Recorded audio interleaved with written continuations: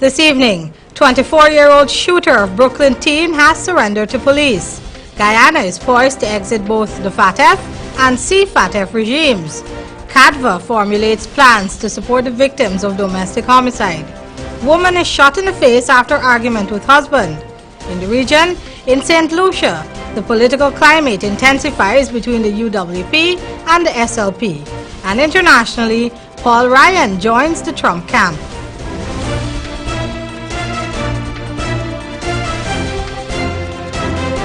From SAFETV headquarters in South Rambert Gardens, this is SAFETV Headline News with Rihanna Hammond. Headline News is now being streamed live on our YouTube channel, as well as our website, safetvguyana.com. Join us. The man believed to have been responsible for the gunning down of that Guyanese teenager in Brooklyn, New York, has turned himself in. Here's more in this report. 24-year-old Tariq Stephens turned himself into the police on Thursday evening in relation to the gunning down of Shemel Mercurius, the 16-year-old Guyanese who has been living in Brooklyn, New York for just about 3.5 years. A few hours ago, the New York Police Department released this video of the young man, armed with a .40 caliber submachine gun. That's one day, you see? Now one day, man. That was Dexter Mercurius, mourning the loss of his only daughter.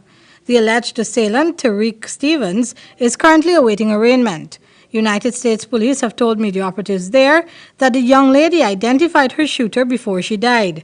Her words to the police were further corroborated by security footage obtained from the building where both the victim and the alleged killer lived.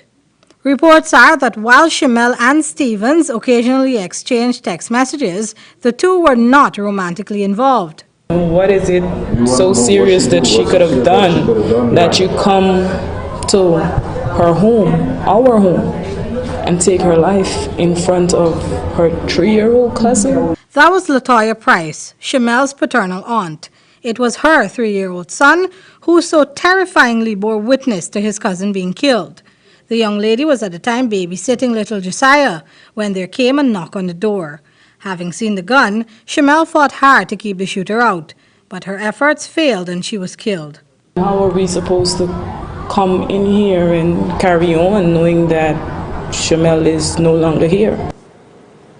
The Attorney General told media operatives today that Guyana is poised to exit both the FATF and SAFETV regimes due to the efforts of the new administration. However, Minister Williams admitted that the process had not yet been fully completed. Kingsley Bryan provides the details in this report. The passage of the AML-CFT bill was realized under the APNU-AFC administration, after years of preamble between the APNU-AFC and the PPPC. It has been noted that the efforts of the new administration were instrumental in enhancing the status of Guyana in the eyes of the governing body. Attorney General Basil Williams is now assuring us that Guyana will soon be able to separate itself from the two regimes. In relation to Guyana's 10th follow-up report dated June 1st, 2016, SAFETV has concluded, and I quote, "These statutes fully address the legislative amendments required in the outstanding core and key recommendations. Guyana has significantly improved its overall level of compliance and, most importantly, has fully addressed the core and key recommendations." However, while Guyana has made such progress with SAFETV and FATF, the report advises that there is a need to first exit that ongoing FATF ICRG process. Minister Williams expressed that with the recommendations being fulfilled for FATF and SAFETV, the present need of ICRG was unforeseen. He expressed his confidence in exiting this process as well. This, however, is an unexpected development. In this regard, the Guyana government is confident it can also exit the FATF ICRG process, having fully addressed all 8 of the recommendations in its action plan with the FATF. The Attorney General continued that the ARRG, America's Region Review Group, gave Guyana a clean bill of health in its most recent report. Minister Williams posited that despite those ramblings, Guyana has made significant strides to improve its status. You would recall that we were put into 3 public statements under the last government. And those public statements, I noticed the papers didn't publish that. But the SAFETV had urged its members to take measures against Guyana and countermeasures in the 3rd statement. We came in and we have salvaged the situation. I think we have put the economy of Guyana out of danger in terms of it being any sanctions coming from the FATF or SAFETV. The Attorney General noted that the report stated that Guyana had successfully implemented all outstanding action items at the technical level. He said that this has left Guyana in a position to work with FATF to exit the process since there were no provisions to add to or diminish from the action plan. Rihanna? Thanks, Kingsley. In many cases of domestic homicide, there are silent victims whose needs are often overlooked. But one well-known non-governmental organization is looking to turn things around. Their plans are outlined in this report. It was the Caribbean American Domestic Violence Awareness CADVA group that successfully pushed for the reopening of the Babita Sarju case. And just weeks after investigations recommenced, her skeletal remains were found buried in the yard of her estranged husband. Now that Sarju is gone and Sharad Ananda Narayan remains incarcerated for his alleged crime, the silent victim is the couple's 9-year-old son. And there are many such victims of similar cases who go through life without benefiting from the necessary services. Research shows that both direct and indirect exposure to domestic violence can place a negative impact to the children's emotional, behavioral, and development well-being. The children interviewed thus far appears normal to anyone looking at them from the outside. But on the inside, these children are in pain. Program Director of CADVA, Ms. Diane Madre, posits, it is no secret that some of these young victims grow up to become abusers themselves, while others are left unequipped to deal with everyday life. It has been noted that the children who are preschool age and younger can exhibit disrupted developmental milestones such as language development, toilet training, and motor skills acquisition.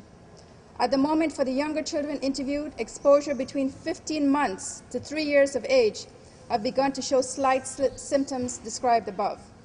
This fact has prompted an ongoing effort by CADVA to locate these emotionally wounded children and provide them with the necessary care. This would be done in collaboration with the Child Care and Protection Agency. We, CADVA, are accumulating the data to determine the potential numbers of surviving children, which is difficult because records on domestic homicide do not specify if children were involved. It appears that there is limited information on what happens to these children after their parents die. Coming up on Headline News after the break, reporters shot at this morning in high-speed chase, and more violence erupts in the land, leaving another man dead. Say, will you marry me? I swear that I will mean it. I say, will you marry me? Sing it.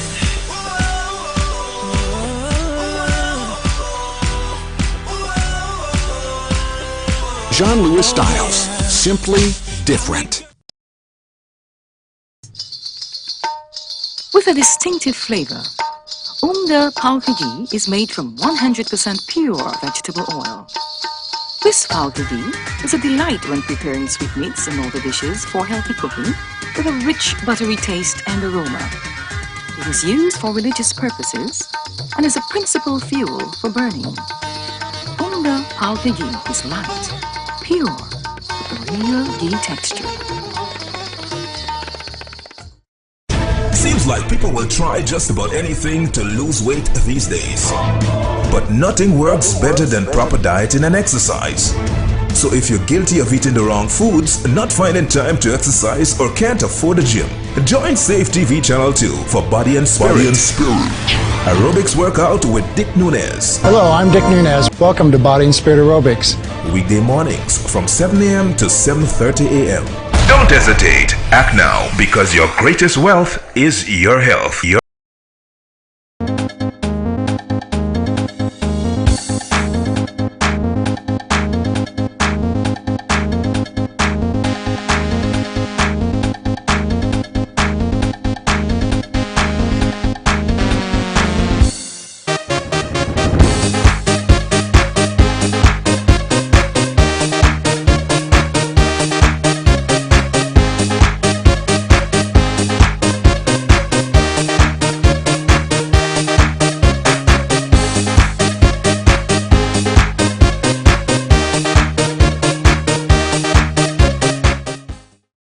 Sometimes there's just too much information to keep up with when you're pregnant. What you should and should not eat, what kind of exercise is right for you, how to handle mood changes, even how to determine when it's time for delivery. Don't let your pregnancy be a burden. Watch The Baby Story on SAFETV Channel 2 every weekday from 9 a.m. to 10 a.m. Now you can know all you need to know from conception to delivery when you watch The Baby Story on SAFETV Channel 2.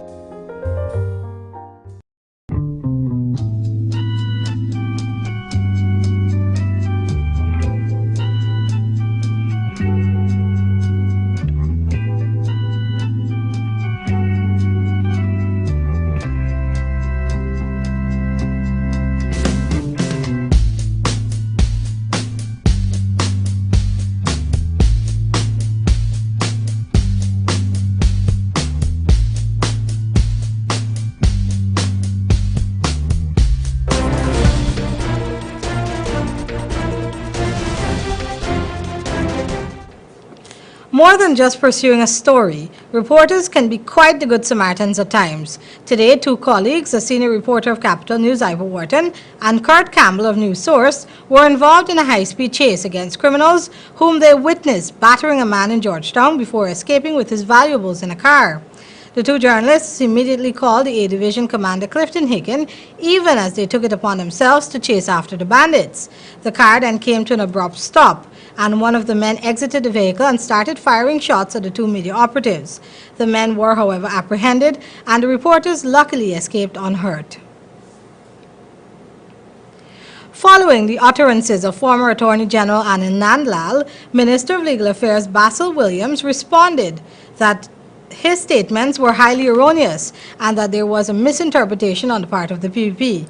Kingsley Bryan will tell you more in this report. The issue of the death penalty being a structure on the AML-CFT bill is once again in the air. After Minister Williams' last press conference, Mr. Nandlal claimed that the Attorney General, Minister Williams, made an erroneous statement that the death penalty was a requirement in the AML-CFT bill. However, Minister Williams said he never made such a comment. He is contending that this is another misguided action. They were suggesting that I said that the death penalty is a requirement under the FATF regime, and I said no such thing. And none of you could have published that who attended the... So, as I said, I thought that, you know, is another misguided action on his part. He also was speaking... Minister Williams went on to clarify what was said in relation to the death penalty and its presence on the AML-CFT bill. What I said is that you had the death penalty in the normal law of Ghana. And under the AML-CFT regime, because of the dissuasive requirement that is needed under the AML-CFT regime to prevent would-be or erstwhile terrorists in seeing Ghana as a soft target to come and do their business.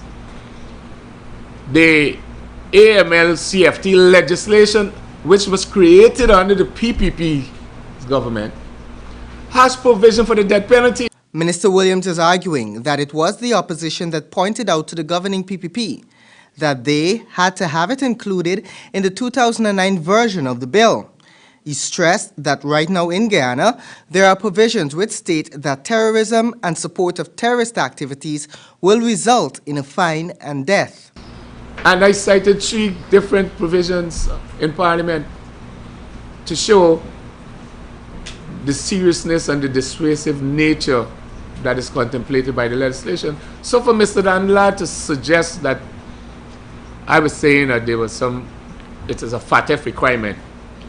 As I said, it's fallacious, specious, and spurious. And I reject all those contentions out of hand. The following was Minister Williams' advice to the former Attorney General. You know, he has to be careful. I see he's using strong language in addressing the Attorney General. I don't wish to reciprocate, but he must discontinue what he's doing, because he's appearing to me to be deranged, really, right now, ranting and raving, like he hasn't got accustomed to being out of office. Minister Williams indicated that Recommendation 35 under the FATF recommendations made provision for 3 treaties. One of the treaties made reference to sanctions, including the fine and death penalty. The Attorney General said it had to be a misinterpretation on the part of the PPP, hence the reason the death penalty was imposed on the AML CFT in 2009. Rihanna? Thanks, Kingsley.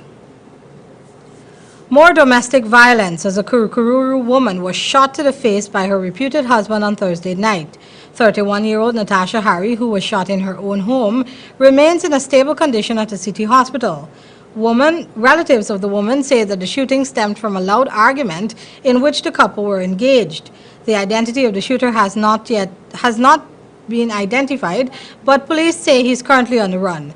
Meanwhile, police investigators are hunting a suspect in the stabbing death of 28-year-old Orette West at Pleasance Line Top just after midnight. The Guy Hawk Park bodywork technician was reportedly hanging out with his girlfriend when an argument ensued between the deceased and an unidentified man over a fight they had some time ago. West died as a result of a single stab wound to the left side chest. Investigations into these matters are continuing. And still ahead, our regional and international news. Women's fashion trends change every day. That's why John Lewis Styles makes it their duty to source items directly from the manufacturing brand, offering you more choices and better prices. Women love to look great, whether it's for work or play. From clothing, shoes, accessories, to handbags, watches, fragrances. Let's make you feel like the only girl in the world. John Lewis Styles. Simply different.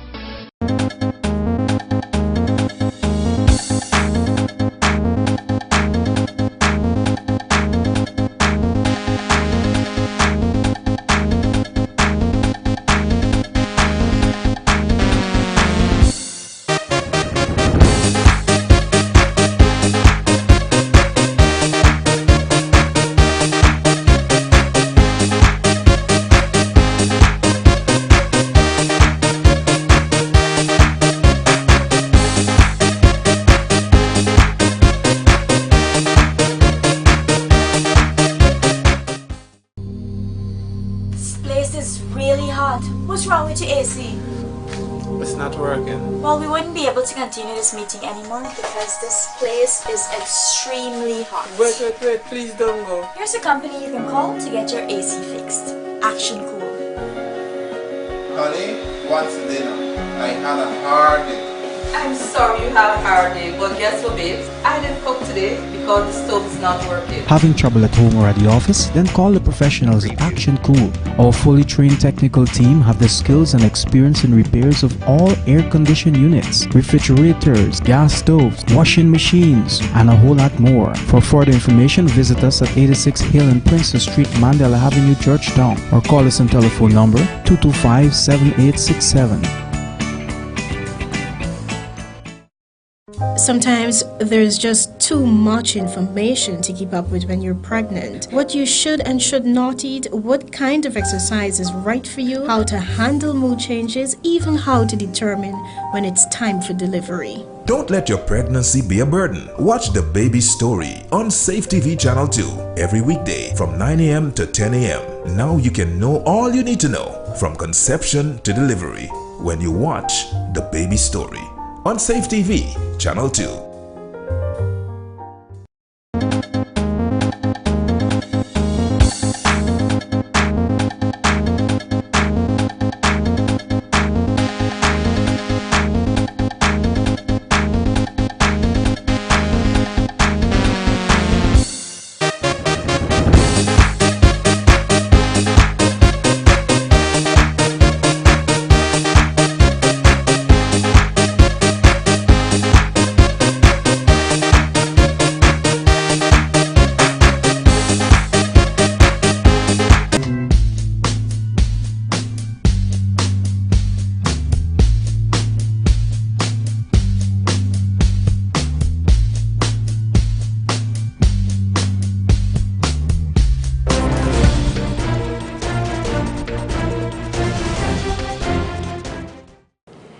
In news from the region now, the St. Lucia Labour Party was scheduled to unveil its manifesto on the Castries Market steps on Wednesday night. Meanwhile, the deputy political leader of the St. Lucia Labour Party has called on officials to defend themselves from accusations. He took aim at the ex-SLP candidate Timothy Mangal, who has defected to the opposition UWP. More in this report from DBS News. Former St. Lucia Labour Party Castries Southeast candidate Timothy Mangal has been vocal about his disappointment with the SLP administration. On the UWP platform on Sunday, Mangal made it clear that he will do whatever it takes to unseat the ruling party. Deputy SLP leader Philip J. Pierre responded during a Grosley public meeting in support of candidate Emma Hippolyte. Pierre paints the portrait of a bitter man who switched allegiances because a project proposal was turned down. Timothy Mangal tendered for a job to build the Canaries Primary School. The primary school was tendered for by something called selective tender. 7 other contractors were asked to tender to build the Canary School. Timothy Mangal's tender came back higher than the other tenderers, so the person who was the lowest tenderer, the person who was given the contract to build the Canary School. That is reason number 1 why Timothy Mangal is annoyed with the St. Lucia Labour Party. Mangal has also accused the SLP administration of failing to properly dredge Bexon rivers. Pierre is disputing these claims. Mangal knows very well that I spent about $300,000 on desilting the Bexon River. Compared to when Guy Joseph was in government, he spent more than 3 times the amount that I spent, and there was still flooding in the Bexon and the Mac area. The incumbent in Castries East wished Mangal all the best in his new party. So all the accusations that Mangal will make against me or the Ministry of Infrastructure, they have no basis. Mangal's only problem, he's suffering from sour. As Mangal officially declared his support for the UWP in a scathing stump speech. SMFC, your way home. And internationally, Speaker of the House Paul Ryan has shockingly disclosed that he will be voting for Donald Trump in the fall elections. Speaker Ryan made the decision earlier this week after initially withholding support following differences with Trump. More in this ABC News report. So now it does appear that Donald Trump has finally received a much-coveted endorsement from House Speaker Paul Ryan. Ryan announced through his hometown newspaper in Wisconsin that he will vote for Trump. After withholding his support for weeks, Ryan said Trump can help House Republicans enact their election year policy agenda. He said he made his decision after a series of meetings and conversations with Donald Trump. And I just wanted to have a good comfort level that these policies, these principles and policies are something that we would be able to work with him on. Well, Ryan said his goal is to unify the Republican Party and win the election. In response, Trump tweeted that they will be both working hard to make America great again. And that's SAFETV 2 Headline News for this Friday evening. As we take our leave, we invite you to find SAFETV 2 Headline News on Facebook and YouTube. You can also tune in Sunday evening at 6 for a rebroadcast and Monday evening at 7 o'clock for more news. For now, I'm Rihanna Ahmad signing out from your newscast. Do have a blessed evening.